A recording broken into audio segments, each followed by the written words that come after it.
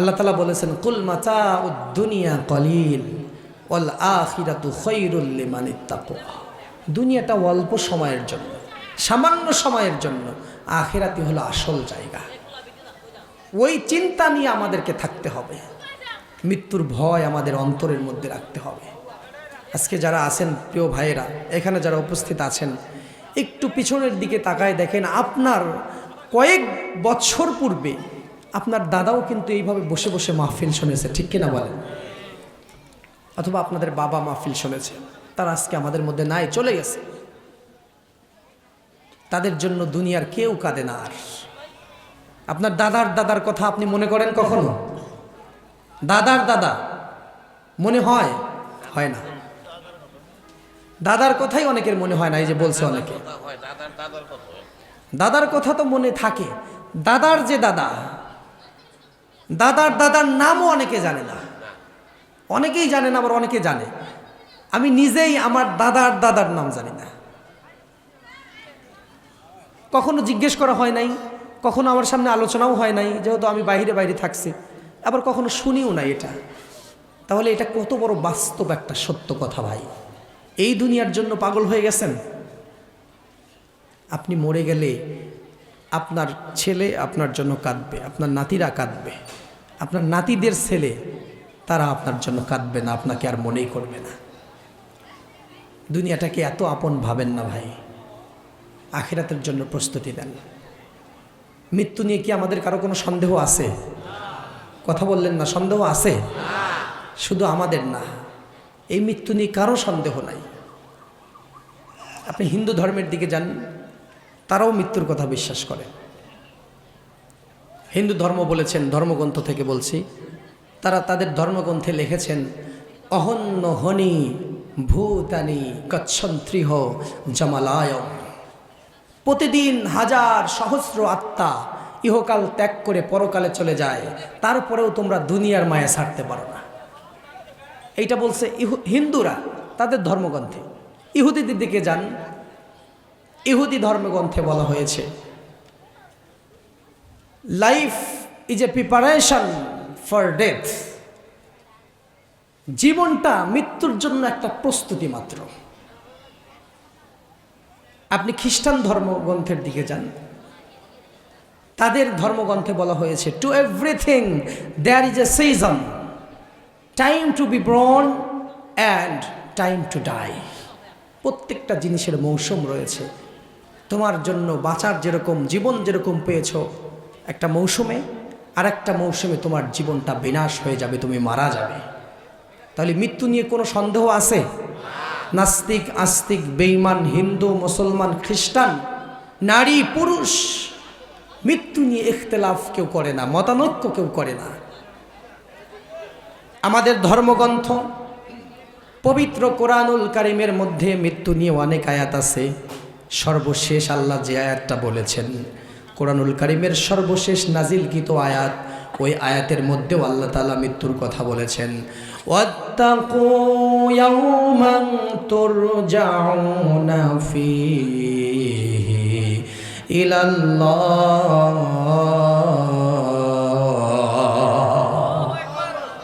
আল্লাহ তাআলা বললেন, ওই সময়ের কথা স্মরণ করো, ওই মুহূর্তের কথা স্মরণ করো, যেদিন দুনিয়ায় যত ব্যস্ততাই তোমার থাকুক না কেন, এই সব কিছু ফেলে তোমার আমি আল্লাহর সাথে দিদার করতে হবে। আইনামা তাকুনু ইদরিকুমুল মাউতু ওয়ালাউ কুনতুম ফি বুরুজিম মুশাইয়্যিদা। যদি লোহার কোনো দুর্গ বানাও, এমন জায়গায় বসবাস করো পৃথিবীর কেউ তোমাকে খুঁজে পাবে না, মৃত্যু তোমাকে ঠিকই খুঁজে নিবে, মৃত্যুর কাছ থেকে তুমি পালাতে পারবে না। মরণ থেকে পালাও তুমি, মরণ তোমায় লইবে ঘিরি, যদিও সুদূর আকাশ প্রাণে, লুকাও হেথাই লাগিয়ে সিঁড়ি। এ মহারোগের নেই চিকিৎসক, নেই কোনো ঔষধ জগতে, যতই খুঁজিয়া বেড়াও না কেন পারবে না তুমি মরণকে ফেরাতে, ঠিক কিনা? মরণ আসবে। যেখানেই লুকায় থাকেন না কেন, এই মরণ আপনাকে গ্রাস করে নেবেই। আপনার পূর্বপুরুষেরা যেখানে চলে গেছে, আপনিও সেখানে চলে যাবেন। We all have the same destination. আমাদের সকলের গন্তব্য একটাই, তার নাম হলো মরণ। চিল্লায় বলেন ঠিক কিনা? মরণের বাইরে কোনো গন্তব্য আমাদের জন্য নেই। যেহেতু মরণ আসবেই, যেহেতু মরণকে আমাদের গ্রহণ করতেই হবে, তাহলে মরণ থেকে না পালিয়ে মরণটাকে আমরা কাছে টেনে নেব, মরণ নিয়ে চিন্তা করব, মরণের জন্য প্রস্তুত থাকব। যদি মরণের জন্য প্রস্তুতি নিয়ে থাকি, তাহলে মরণটা আমাদের জন্য যিনি সহজ করে দিবেন তিনি কে? আল্লাহ তাআলা সহজ করে দিবেন আমাদের জন্য। আর যদি মরণ থেকে পালাতে চাই, আমাদের এই বৃথা চেষ্টা কোনো কাজে আসবে না। যতই দূরে সরিয়ে রাখতে চাই, শুধুমাত্র বৃথা চেষ্টা করে যাব। মরণ যখন আসবে অনেক কষ্ট আমাদের হবে, যদি মরণটাকে সবসময় দূরে দূরে ঠেলে রাখতে চাই। আর যদি প্রস্তুতি নিয়ে থাকি, মৃত্যুর ভয় যদি করি, আল্লাহর কাছে যদি দোয়া করতে থাকি, তার মানে মৃত্যু হওয়ার সাথে সাথে এই পারে মরণ, ওই পারে আল্লাহর জান্নাত আমাদের জন্য অপেক্ষমান। সবাই বলেন সুবহানাল্লাহ। এই যে ব্রিজ, আপনাদের এলাকায় কি বলে? সেতু একটা ব্রিজের মতো। এই পারে আপনি, ওই পারে আল্লাহর জান্নাত। আপনি মরলেন, আল্লাহর জান্নাতের মধ্যে গিয়ে পড়লেন। এইটা হবে ভালো মানুষের মরণ। যে কথা বলছিলাম যে আমাদের পূর্বপুরুষগুলো, তাদেরকে সবাই যেভাবে ভুলে গেছে, আমাদেরকেও মানুষ ভুলে যাবে। আজকে আমাদের পূর্বপুরুষের আল্লাহর কাছে গিয়ে বলছে, আল্লাহ ইয়া রব্বি লাউ আন্না লানা কাররা, ও মালিক আমাদেরকে আর একটা বারের জন্য দুনিয়াতে পাঠান। যারা মারা গেছে তারা আল্লাহর কাছে আফসোস করে বলছেন, লাউ আন্না লানা কাররা, আর যদি একটা সুযোগ আমাদেরকে দেন, আর একবার শুধু দুনিয়াতে যাব, আর একটা বার 2 রাকাত নামাজ পড়ে আমি আবার চলে আসব। আচ্ছা বলেন তো, এই সুযোগ আল্লাহ আর দিবে নাকি? এই সুযোগ পাবে না, এই সুযোগ পাবে না। মানুষ এই সুযোগ থেকে বঞ্চিত হবে। মানুষের এই সুযোগ আর কখনো কাজে লাগবে না যদি বারবার চিৎকার করে আল্লাহর কাছে একই কথা বলে, আল্লাহ আর একবার দুনিয়াতে পাঠান। কিন্তু তাদের কখনো দুনিয়াতে আর পাঠানো হবে না। দুনিয়াতে মানুষ এসেছিল শুধু একবারের জন্য। কয়বারের জন্য? একটা জীবন, একবারের জন্য দুনিয়াতে এসেছেন। যত কিছু করতে চান এই সময়ের মধ্যেই করতে হবে। আজরাইল যখন এসে ডাক দিবে, শত ব্যস্ততা থাকলেও আপনি তাকে ফেরাতে পারবেন না। আজরাইলের হাতে ধরা দিতেই হবে, ঠিক কিনা বলে? আপনি যদি আজরাইলকে বলেন, আজরাইল এই যে আমার ছেলে ঢাকা পর্যন্ত চলে আসছে, আর একটু আসুক, আমার ছেলের সাথে একটু কথা বলে তারপরেই যাই, এই সময়টুকু আজরাইল আপনাকে দিবে? ঘুষ হিসাবে 50 বিঘা জমি তোমার নামে লিখে দিলাম। গ্রাম এলাকাতে অনেক জমির মালিক হয়, মানুষের 500 বিঘা 1000 বিঘা পর্যন্ত জমি থাকে। 50 বিঘা তোমার নামে লিখে দিলাম, আমাকে 10 মিনিট সময় দাও, দিবে? 100 বিঘা দিলে দিবে? সব কিছু লিখে দিলে দিবে? দিবে না। নির্দিষ্ট সেই সময়েই তাকে যেতে হবে দুনিয়া ছেড়ে। এত কিছু কার জন্য করছেন? আপনার একবার চোখটা বন্ধ করে আপনি দেখেন না যে আপনার এই দুনিয়ার এই বিলাসিতা, এই সম্পদ, এই অর্থ, এই গাড়ি, এই বাড়ি কয়টা আপনার কাজে আসে? আপনার দামি গাড়ির চাবি আপনার কাছ থেকে নিয়ে নেওয়া হবে। আপনার শরীরের পোশাকগুলো ব্লেড দিয়ে কেটে আপনার দামি পোশাকগুলো ডাস্টবিনে ফেলে দেওয়া হবে। যেই শরীরটাকে আপনি কখনো, মানুষ আপনার যেই শরীরটা কখনো দেখে নাই পর্যন্ত, কেউ হাত লাগানোর সাহস করে নাই, এত আত্মমর্যাদা, এত ব্যক্তিত্ব আপনার, সেই শরীর থেকে পোশাকগুলো টেনে টেনে কারা খুলবে? কে বা কারা এই পোশাকগুলো খুলবে? খুলে আপনাকে গোসল দেওয়াবে। আপনার বাথরুমের যে টাইলস লাগিয়েছেন, সুন্দর করে ডিজাইন করে করেছেন, ওই জায়গায় নয়, বাড়ির সামনে মসজিদের খাটিয়ানিতে আপনাকে গোসল করানো হবে। মনে করেন রাতটা শেষ হয়ে গেছে, আপনার মৃত্যু যদি রাত 3টায় হয়, বাকি 2 ঘন্টা রাত আছে, ওই 2 ঘন্টা আপনার স্ত্রী আপনার সাথে থাকতে চাইবে না। আপনার কলিজার টুকরা সন্তান বাবাকে দেখে ভয় পাবে, বাবার লাশের কাছে আসতে চাইবে না, রাতটা বাবার লাশের সাথে কাটাতে চাইবে না। ওই নির্মম কঠিন বাস্তবতা আমাদের সকলের সামনে অপেক্ষা করছে। এই দুনিয়ার সব কিছু ছেড়ে আমাদেরকে চলে যেতে হবে। আমরাই শুধু দুনিয়াটাকে এত আপন মনে করি, কিন্তু দুনিয়া আমাদেরকে থাকতে দেবে না। এই দুনিয়া আমাদের কাউকে থাকতে দিবে না। এই দুনিয়ার মায়া ত্যাগ করে আমাদের চলে যেতেই হবে। যদি সম্পর্ক আমরা করতে চাই, আল্লাহর সাথে সম্পর্ক করি, কবরটাকে আলোকিত করার চেষ্টা করি, আমল দিয়ে দুনিয়াটা সাজাই। ওই কবরে এই দুনিয়ার কোনো অর্থ সম্পদ যাবে না, শুধুমাত্র আমাদের আমলগুলোই কবরের মধ্যে যাবে। ওয়াসাইরুল আমালি আলা রিজলিহি, শুধুমাত্র পায়ের সাইড দিয়ে আশেপাশ দিয়ে শুধু আপনার আমলগুলোই দেখা যাবে, আর কিচ্ছু দেখা যাবে না। কত টাকা কামিয়েছেন জীবনে, শুধু হিসাব করে করে রাখেন, কার জন্য রাখতেছেন? মৃত্যুর কথা দিনের মধ্যে একবারও আপনার মনে আসে না। কবরের কথা একটা বারের জন্য মনে আসে না। জাহান্নামের ভয় কলিজার মধ্যে একবারও আপনার আসে না। আপনি কোথায় থেকে এই গ্যারান্টি পেয়ে গেলেন? সকাল থেকে সন্ধ্যাবেলা ঘুরে বেড়ান, জাহান্নামের কোনো ভয় আপনার করে না, মৃত্যুর ভয় কোনো আপনার করে না। আপনি কি রাস্তা দিয়ে যাওয়ার সময় এমন কোনো মানুষকে দেখছেন যে মানুষটা খুবই আতঙ্কিত, ভয়ে আছে? আপনি তাকে জিজ্ঞেস করলেন যে তুমি এত ভয় পাচ্ছ কেন? সে উত্তর দিচ্ছে যে আমি জাহান্নামের ভয়ে এতটা আতঙ্কিত। এমন মানুষ দেখছেন আপনারা? কারো চোখটা বড় বড় হয়ে আছে, চেহারার মধ্যে ভয়। আপনি জিজ্ঞেস করলেন এত ভয় পাচ্ছ কেন? সে বলতেছে আমি মৃত্যুর জন্য এত ভয় পাচ্ছি। এরকম লোক দেখছেন আপনারা? আহারে, মৃত্যু নিয়ে, কবর নিয়ে, জাহান্নাম নিয়ে বিন্দুমাত্র ভয় আমাদের কলিজার মধ্যে নাই। আপনি কোথায় গ্যারান্টি পাইলেন? আমার মুন্সিগঞ্জের যুবক ভাইয়েরা, কে তোমাকে গ্যারান্টি দিল যে মৃত্যুর সময় আজরাইল তোমাকে কষ্ট দিবে না, জান কবজের সময় তোমার কষ্ট হবে না? কোথায় থেকে এই গ্যারান্টি পেলে? সকাল থেকে সন্ধ্যাবেলা পর্যন্ত ঘুরে বেড়াও, একটা বারের জন্য তোমার মৃত্যুর কথা মনে পড়ে না। তোমার এই টকবগে শরীর, তোমার শরীরে প্রবাহিত যে রক্ত, গরম রক্ত আস্তে আস্তে হিম শীতল হয়ে যাবে, ঠান্ডা হয়ে যাবে। তোমার দাঁতগুলো পড়ে যাবে, তোমার দাড়িগুলো আজকে কালো আছে, সাদা হয়ে যাবে। উনজুর ইলা জাদ্দিকা ওয়া জাদ্দাতিকা, তোমার দাদার দিকে আর দাদির দিকে একটা বারের জন্য তাকাও, তাকিয়ে দেখো তাদের আজকে কি হাল হয়ে গেছে, কি অবস্থা হয়ে গেছে। আজ থেকে 20 বছর পূর্বে তারাও তোমার মতো দৌড়িয়েছে, ঠিক কিনা বলে?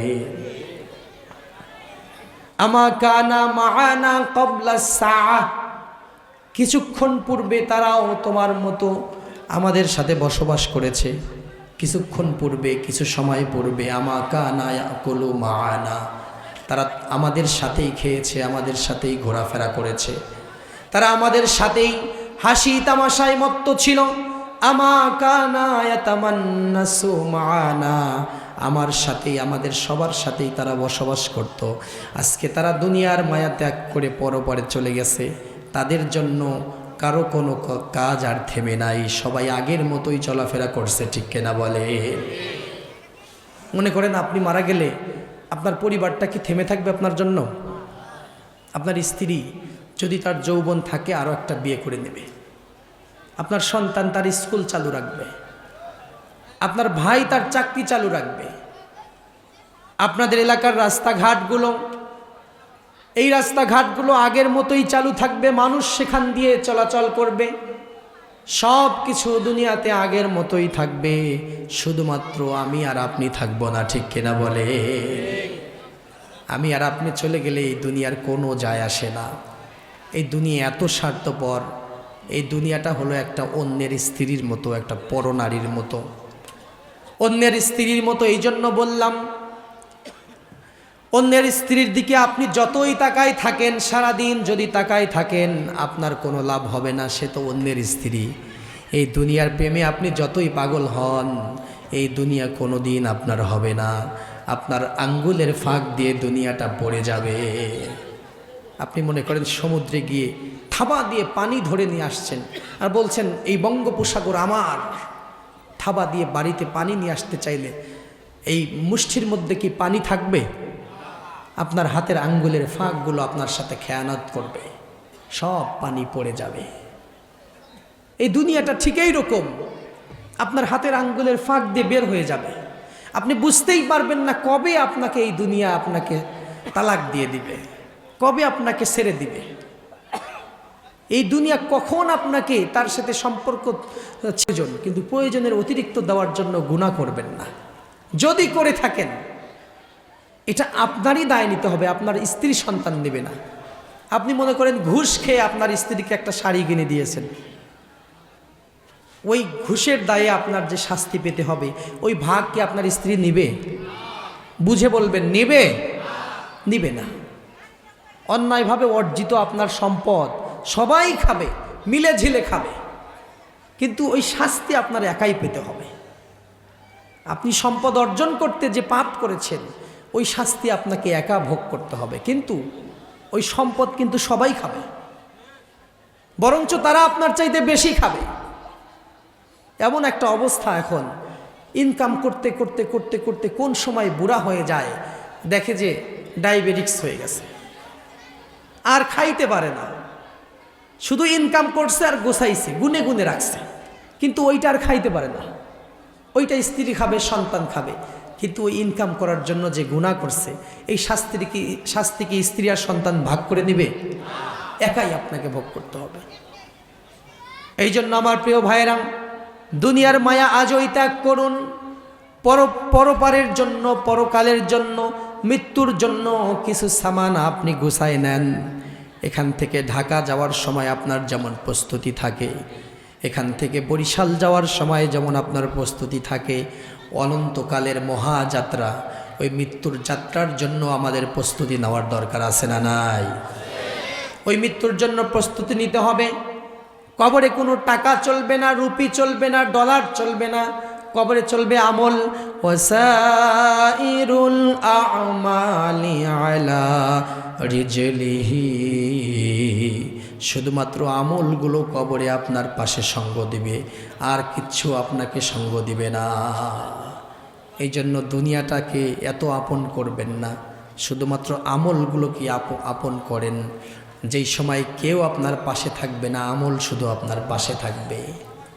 আপনার সন্তান, আপনার স্ত্রী, আত্মীয় স্বজন, এগুলো যখন সবচাইতে বেশি প্রয়োজন তখন আপনার সঙ্গ ত্যাগ করে ফেলবে। দুনিয়াতে কিন্তু মানুষ অসহায় হয় না একদম।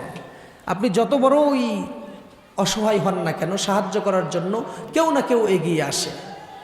যখন আপনার আসলে সাহায্য প্রয়োজন কবরে, তখন কেউ এগিয়ে আসবে না, শুধুমাত্র আমল ছাড়া। এই জন্য প্রিয় ভাইয়েরা, আমল দিয়ে জীবনটা গড়তে হবে, আমল দিয়ে জীবনটা সাজাতে হবে, আমলকে আপন বানাতে হবে। আমি কিয়ামত নিয়ে যে কথাগুলো বলেছি আপনারা যদি মিলাইয়া দেখেন, এগুলো সব ঘটে গেছে। আর এই মৃত্যু নিয়ে আমার সর্বশেষ আপনাদের প্রতি সংক্ষিপ্ত মেসেজ থাকবে যে দিনের মধ্যে একবার হলেও মৃত্যুর কথা মনে করবেন, মরতে হবে। এই কথা মনে করলে দেখবেন পাপ আর আপনি করবেন না। পাপ যদি করতে মন চায় তখন একবার মরার চিন্তা করবেন, দেখবেন আর পাপ করতে মন চাইবে না। অন্যায় করতে মন চাইলে একবার শুধু মৃত্যুর কথা স্মরণ করবেন, দেখবেন আর অন্যায় করতে মন চাইবে না। প্রিয় ভাইয়েরা, দুনিয়াটা শেষ হয়ে যাবে, আমাদের হাতের আঙ্গুলের ফাঁক দিয়ে বের হয়ে যাবে। এই দুনিয়ার প্রতি আসক্ত হয়ে, এই দুনিয়ার মায়ায় মহচ্ছন্ন হয়ে কোনো লাভ নাই। আল্লাহ রাসূল সাল্লাল্লাহু আলাইহি ওয়াসাল্লামের একটা হাদিস শোনাই। তিনি একটা পচা, একটা গাধা বা একটা পশু, যে কোনো একটা পচা মৃত একটা প্রাণী নিয়ে সাহাবীদেরকে বলছেন যে তোমরা কি এইটাকেও বাড়িতে নিয়ে যেতে চাও? সাহাবারা বলছেন, ইয়া রাসূলুল্লাহ, এই পশুটা তো মরে গেছে, পচে গেছে, এইটা নিয়ে আমরা কি করব? এটা আমাদের দরকার নেই। তখন আল্লাহ রাসূল বললেন যে এই পশুর যতটুকু দাম আছে, মৃত পশুর, এই দুনিয়ার এতটুকু মূল্যও নাই। এই দুনিয়ার শুরু হয়েছে আদনা শব্দ থেকে। আলেম ওলামা যারা আছেন, আদনা শব্দের অর্থ হলো তুচ্ছ, নিকৃষ্ট, যার কোনো দাম নাই। এই দুনিয়ার একটা, সারা দুনিয়ার একটা মাছির দানার সমপরিমাণ মূল্য আল্লাহর কাছে নাই। যদি তাই থাকতো আল্লাহ কিন্তু কাফের বেঈমান মুশরিকদেরকে ঠিকমতো খাইতে দিত না। এখন তিনি সবাইকেই খাওয়ান, এখন তিনি রহমান, সবার জন্য তার দয়া সমান। এর মানে এই দুনিয়ার কোনোই দাম নাই। এই দুনিয়ার মায়ায় মহচ্ছন্ন হয়ে থাকবেন না। একটু খোলস থেকে বের হয়ে আসুন। সবাই ঘুমান্ত অবস্থায় আছেন, একটু জেগে উঠুন। সবাই ঘুমিয়ে গেছেন, আমরা এমনভাবে দুনিয়াতে চলাফেরা করি। হযরত ইমাম গাজ্জালী রহমতুল্লাহ আলাইহি তিনি বলেছেন যে মানুষ ঘুমন্ত, মৃত্যুই তাকে জাগিয়ে তোলে। আসলে আমরা ঘুমন্ত, আমরা সব দেখি, আমরা সব শুনি। আমরা কয়েকদিন পর পর একটা করে লাশ কাঁধে উঠাই, সেই লাশটাকে মাটির নিচে রেখে আসি, তাকে কবরস্থ করি, কিন্তু আমরা কখনো তার বিষয় নিয়ে কোনো শিক্ষা নেই না। একটা জানাজাতে যাই, অপেক্ষা করি যে ইমাম সাহেব বক্তৃতা দিচ্ছে, বক্তৃতা কখন শেষ হবে, জানাজা করে তাড়াতাড়ি তার যার যার কাজে আবার আমরা চলে যাই। এখান থেকে কোনো রকম অনুশোচনা আমাদের হয় না যে আমাদেরকেও এই লাশ হতে হবে। মৃত ব্যক্তির বাড়িতে যাই, তাকে দেখি, তার জন্য মায়া হয়, আহারে আমাদের একসাথে চলাফেরা করেছে, একটু চোখের পানি ফেলি আবার চলে আসি। কিন্তু আমি তার জন্য কেন কাঁদবো? আমার তো আমার জন্য কাঁদতে হবে। একজন মানুষ মারা গেছে, ওই মৃত ব্যক্তিকে দেখে আপনি আপনার নিজের জন্য চিন্তা করতে হবে আপনার, যে আমাকেও মরতে হবে। যদি আপনি বুঝতে পারতেন, দেখতে পারতেন যে ওই মৃত ব্যক্তির কি অবস্থা, তাহলে ওর জন্য কান্না না করে নিজের জন্যই কান্না করতেন। এই জীবনের কোনো দাম নাই ভাই, যদি আল্লাহর কাছে আপনি জান্নাতি না হন, আল্লাহর কাছে যদি পুরস্কার প্রাপ্তদের তালিকায় আপনার নাম না ওঠে, আপনার এই জীবনের কোনো মূল্য নাই। এই জীবনটা বৃথা, মূল্যহীন হয়ে যাবে। এই জীবনের মূল্য যদি দিতে চান, সৃষ্টিকর্তার সাথে একটা সম্পর্ক গড়ে তুলুন। যত পাপ করেছেন, যত অন্যায় করেছেন, অতীতের সমস্ত পাপের জন্য আজকে অনুতপ্ত হন। একবার শুধু মনে মনে অনুতপ্ত হন, আল্লাহ তাআলার কাছে ক্ষমা চান। আল্লাহ তাআলা সারা জীবনের গুনাহ 1 সেকেন্ডের মধ্যে মাফ করে দিতে পারে। বলেন সুবহানাল্লাহ। وَإِذَا سَأَلَكَ عِبَادِي عَنِّي فَإِنِّي قَرِيبٌ। আল্লাহ তাআলা বলেন, যখন তোমাদের মনে পড়ে আমাকে শুধু একবার ডাকো, উজিবু দাওয়াতাদ দাই ইযা দান। একবার শুধু আমাকে ডাকো। এটা তোমাদের যখন অনুতপ্ততা ভিতরে চলে আসে, সারা জীবন চুরি করেছেন, সারা জীবন গুনাহ করেছেন, সারা জীবন অন্যায় করেছেন, সারা জীবন ডাকাতি করেছেন, নেশা করেছেন, শুধুমাত্র একটা বার যদি অনুতপ্ত হতে পারেন জীবনের শেষ সময় এসে হলেও, আল্লাহ তাআলা বলেন ফাবাশশিরহু বিমাগফিরাতি ওয়া আজরিন কারীম, তার জন্য সুসংবাদ হলো জান্নাতের। বলেন সুবহানাল্লাহ। এমন দয়াময় রব কোথায় পাবেন? যা করছেন ভাই জীবনে, একদম আমি আমার মাতৃভাষায়, আমি অন্তর থেকে আবেগ দিয়ে আপনাদেরকে বলছি ভাই, জীবনে যাই করেন না কেন, এই জীবনের পাপের হিসাব মিলানোর কোনো দরকার নাই। এই মুহূর্ত থেকে শুধুমাত্র আপনি আল্লাহর কাছে আত্মসমর্পণ করেন আর বলেন, আল্লাহ আমার জীবনের সমস্ত পাপ তুমি জাহান্নামের আগুনে জ্বালিয়ে পুড়িয়ে ভস্ম করে দাও, আমি তোমার কাছে ফিরে আসতে চাই, তুমি উত্তমভাবে আমাকে ফিরায় নাও। সবাই বলেন আমিন। যা করছেন, হতাশ হওয়া যাবে না। কেউ মনে মনে বলতেছেন আমি সারা জীবন তো জেনাই করছি, চুরি করছি। আল্লাহর দয়ার চাইতে বেশি পাপ করতে পারেন নাই। আল্লাহর দয়া আপনার এই পাপের চাইতেও বড়। আপনার পাপ যদি খালের পানি, বিলের পানির সমান হয়, আল্লাহ পাক রব্বুল আলামিন সাগর মহাসাগরের সমান দয়া নিয়ে আপনার সামনে উপস্থিত হয়ে যাবে। সুবহানাল্লাহ। আপনার পাপ যদি সাগর মহাসাগরের সমান হয়ে যায়, যত বেশি হয়ে গেছে, আসমান এবং জমিন ছেয়ে গেছে আপনার পাপ দিয়ে, 50 বছর 60 বছর 80 বছর পর্যন্ত শুধু পাপই করেছেন, শুধুমাত্র একটা বার আল্লাহকে আল্লাহ বলে ডাক দেন আর নিজের অন্তর থেকে নিজের গুনার কথাগুলো স্বীকার করে নেন, আল্লাহ তাআলা আরশে আজিমের সমান দয়া নিয়ে হাজির হয়ে যাবে। আরশে আজিমের সমান দয়া আপনার সামনে তিনি নিয়ে হাজির হয়ে যাবেন। দরকার হলো অনুতপ্ততা। সংক্ষিপ্ত কথা হলো, যা করছেন জীবনে এই মুহূর্ত থেকেই পাপের দরজায় তালা লাগাই দেন, যে আর জীবনে পাপ করব না, আল্লাহ আর জীবনে গুনাহ করব না। আল্লাহ তুমি আমাদেরকে জাহান্নাম দিও না, আমরা জাহান্নাম সহ্য করতে পারবো না। আল্লাহ তুমি আমাদেরকে জান্নাত দিও, আমরা বলি আমিন।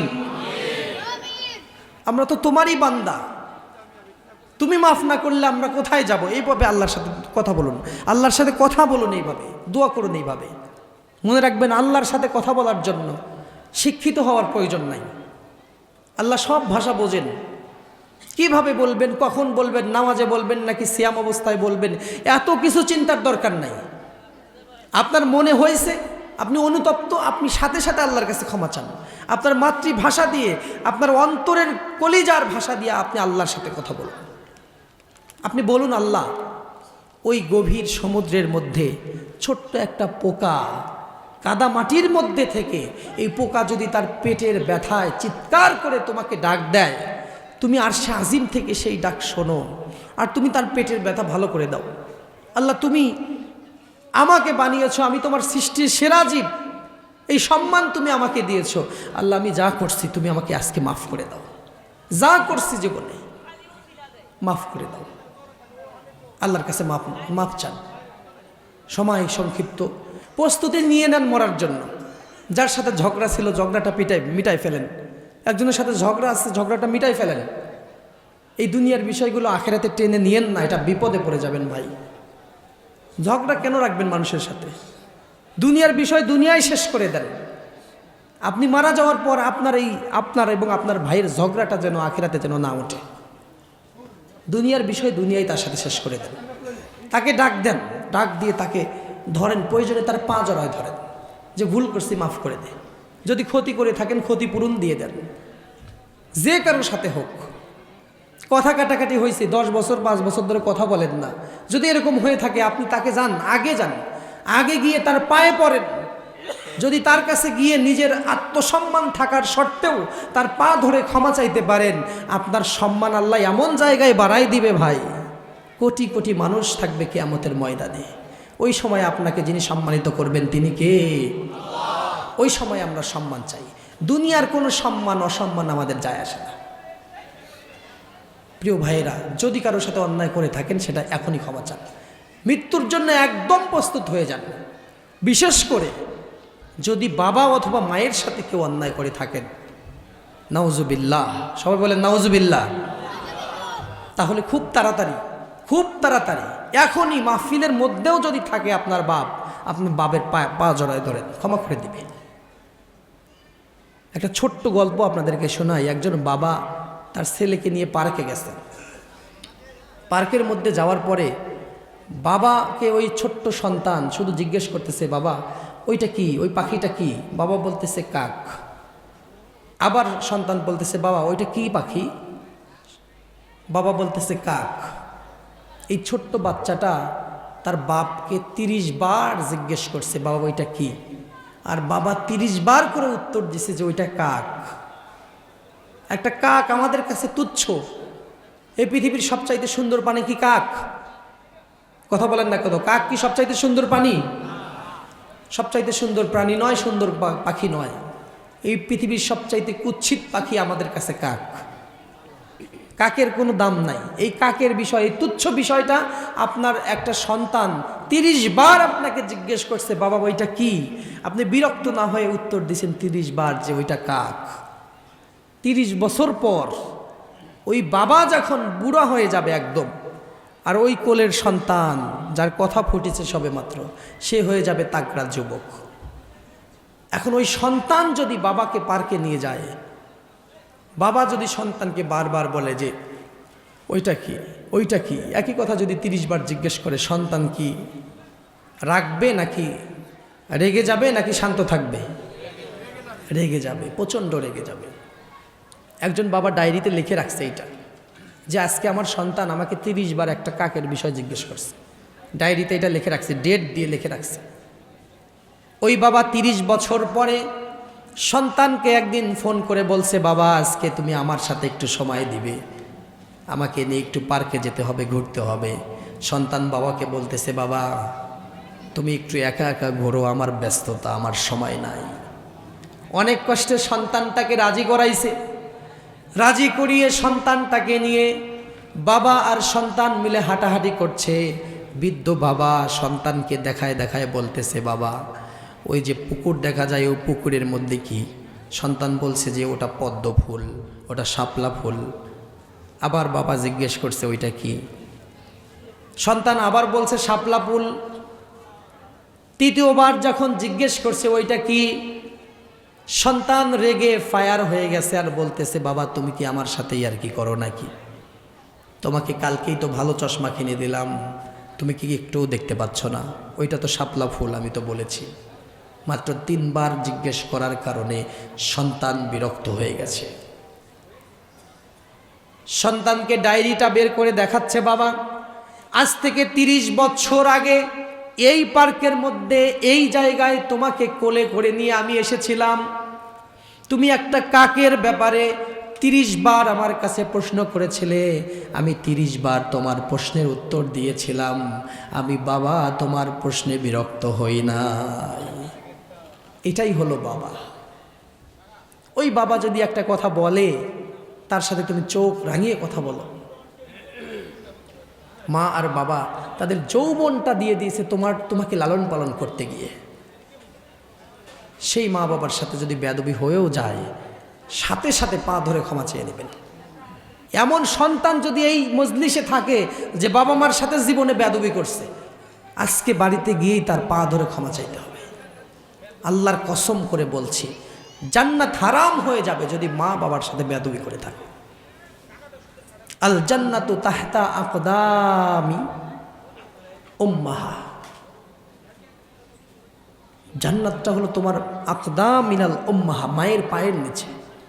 কার পায়ের নিচে? জোরে বলেন, কার পায়ের নিচে? জান্নাত কোথায় তালাশ করো? আমার প্রিয় ভাইয়েরা, কথা শেষ করে দিচ্ছি। যদি ঋণ থাকে পরিশোধ করে নেবেন। যদি কোনো ভাইয়ের সাথে ঝগড়া থাকে ঝগড়া মিটাই ফেলবেন। বাবা মার সাথে যদি বেয়াদবি হয়ে থাকে আজকেই বাবা মার পা ধরে ক্ষমা চেয়ে নেবেন। এই দুনিয়ার হিসাবগুলো যদি আপনি সবাইকে বুঝিয়ে দেন, দিয়ে যদি মরতে পারেন, আখেরাতে নতুন করে আপনার হিসাব দেওয়া লাগবে না। বলেন সুবহানাল্লাহ। দুনিয়ায় হিসাব বাকি রাখবেন না। মৃত্যুর প্রস্তুতি একদম নিয়ে নেন। আমাদেরকে মরতে হবেই। আল্লাহ যেন জান্নাতি মৃত্যু আমাদের সবাইকে দান করে, আমরা বলি আমিন। আল্লাহ তাআলা আমাদের সকলের গুনাহ খাতা যেন মাফ করে দেয়, আমরা বলি আমিন। এখানে যারা বসেছিলেন, এই মাহফিলে এতক্ষণ কষ্ট করে বসে আছেন ধৈর্য ধরে, এর বিনিময়ে আল্লাহ তাআলা আমাদের সকলের আমল নামায় যেন সওয়াব দিয়ে দেয়, আমরা বলি আমিন।